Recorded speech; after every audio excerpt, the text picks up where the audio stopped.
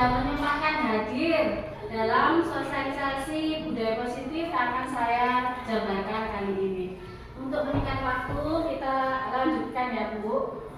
Budaya positif adalah di sini ada tujuannya dari sosialisasi diseminasi adalah untuk memenuhi tugas aksi nyata modul 1-4, kemudian penyebaran pemahaman budaya positif kepada seluruh warga sekolah, dan yang terakhir mengajak warga sekolah untuk bersama-sama menerapkan budaya positif.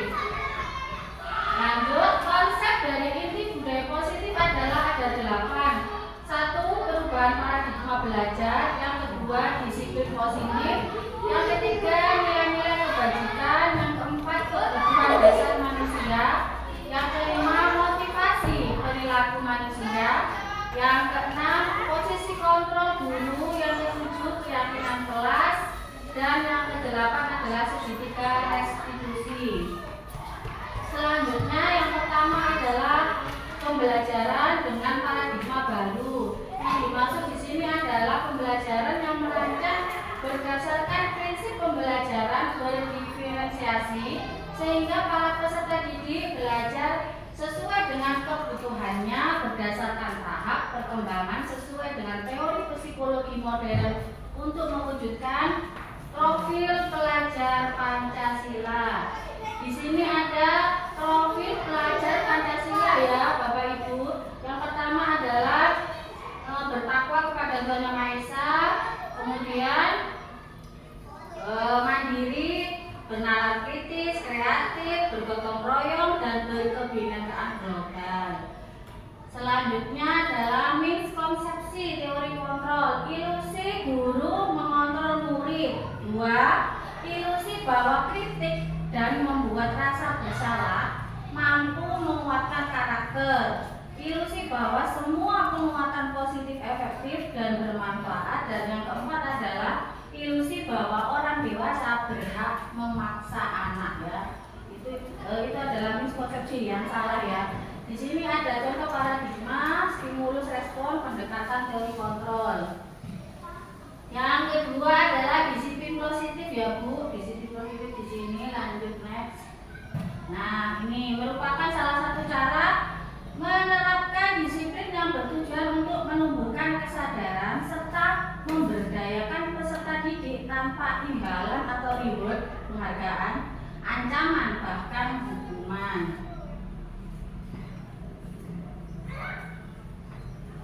Selanjutnya, sebagai pendidik, tujuan kita adalah menciptakan peserta didik yang memiliki disiplin diri sehingga mereka berperilaku mengacu kepada nilai-nilai kebajikan universal dan memiliki motivasi intrinsik dalam perubahan perilaku ke arah yang lebih baik.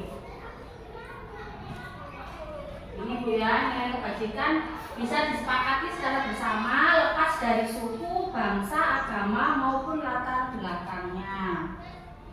Contoh nilai kebajikan atau institusi organisasi P3 beriman dan bertakwa kepada Tuhan Yang Maha Esa. PYP toleransi, rasa hormat, integritas, mandiri. Life skill adalah dapat dipercaya, lurus hati, pendengar yang aktif. Kebutuhan dasar manusia. Segala sesuatu yang kita lakukan untuk mendapatkan apa yang kita inginkan. Kebutuhan dasar manusia ada 5 ya Bapak Ibu. Yang pertama adalah bertahan hidup yang berupa makanan, pakaian, dan sebagainya. Yang kedua adalah kasih sayang dan rasa diterima. Contohnya berbagi, bekerjasama, rasa diterima, dan sebagainya. Kemudian ada penguasaan, harga diri, keinginan untuk dianggap. Yang keempat adalah kebebasan, mandiri, memiliki pilihan, mencoba hal baru. Kemudian terakhir adalah kesenangan, yaitu bermain, humor, antusiasme, dan tertawa. Yang kelima adalah motivasi berperilaku manusia. Nah, di sini ada 2 ya, ekstrinsik dan intrinsik. Yang ekstrinsik adalah untuk menghindari ketidaknyamanan atau hukuman atau mendapatkan imbalan penghargaan dari orang lain, itu ekstrinsik. Kalau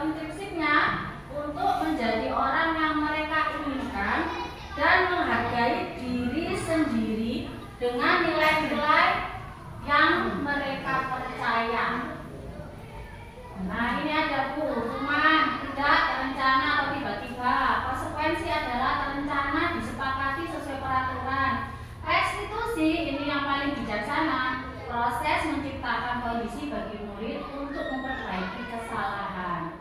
6. Motivasi perilaku manusia ada 5, yaitu penghukum, teman, manajer, pemantau, dan yang terakhir membuat rasa bersalah. Di sini ada contohnya. Nah, ini membuat keyakinan kelas yang ketujuh ya. Mengapa keyakinan kelas? Mengapa bukan peraturan kelas? Keyakinan kelas itu satu bersifat abstrak, yang kedua dibuat dengan pernyataan positif, ya pernyataan positif. Yang ketiga sedikit saja agar mudah diingat. Keempat berupa pernyataan universal. Yang kelima sesuai dengan kondisi kelas dan sekolah sehingga mudah diterapkan. Yang keenam adalah semua warga sekolah kelas dilibatkan saat pembuatan keyakinan kelas. Nah, ini langkah-langkah pembuatan keyakinan kelas adalah satu, berdiskusi dulu. Yang kedua, mengubah peraturan-peraturan menjadi kalimat yang lebih positif. Yang ketiga, menanyakan peraturan-peraturan menjadi nilai-nilai kebajikan. Yang keempat, berdiskusi mengenai gambaran perilaku yang mencerminkan keyakinan kelas. Yang kelima, berdiskusi mengenai seluruh peran warga sekolah. Dan yang keenam, meninjau ulang keyakinan kelas dari waktu ke waktu dari tahun kemarin. Maksudnya seperti ini ya, mengubah kalimat negatif menjadi positif. Misalkan dulu kan dilarang datang terlambat. Sekarang kita ubah kalimatnya menjadi positif, yaitu datang tepat waktu. Kemudian tidak bicara apa ini? Tidak boleh merusak fasilitas sekolah. Diganti ya kalimatnya menjadi jaga dan rawat fasilitas sekolah. Jadi kata-kata dilarang, tidak boleh, jangan sekarang sudah dirubah menjadi kalimat yang lebih positif. Keyakinan kelas contohnya adalah seperti ini: berdoa dengan khusyuk, menjaga kebersihan kelas, konsentrasi dan fokus saat pembelajaran, datang tepat waktu dan sebagainya.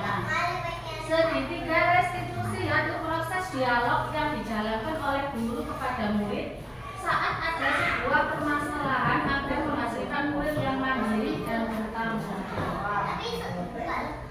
Ini satu, menstabilkan; dua, validasi tindakan; yang ketiga, menanyakan keyakinan. Di sini ada segitiga restitusi Bapak Ibu. Yang pertama adalah menstabilkan identitas. Kata-kata yang bisa kita gunakan untuk kepada murid adalah setiap orang pasti pernah melakukan kesalahan. Yang kedua, validasi tindakan yang salah, contohnya kamu tentu punya alasan mengapa melakukan itu. Kemudian yang ketiga adalah menanyakan keyakinan kepada anak. Keyakinan kelas apa yang telah kita sepakati. Demikian Bapak Ibu, terima kasih. Barangkali ada pertanyaan, silakan. Pas. Sudah, terima kasih Bu ya. Sudah hadir di. Terima kasih Bapak Ibu sudah hadir dalam sosialisasi saya kali ini. Semoga bermanfaat apa yang sudah saya berikan kali ini. Saya akhiri. Wassalamualaikum warahmatullahi wabarakatuh. Waalaikumsalam warahmatullahi wabarakatuh.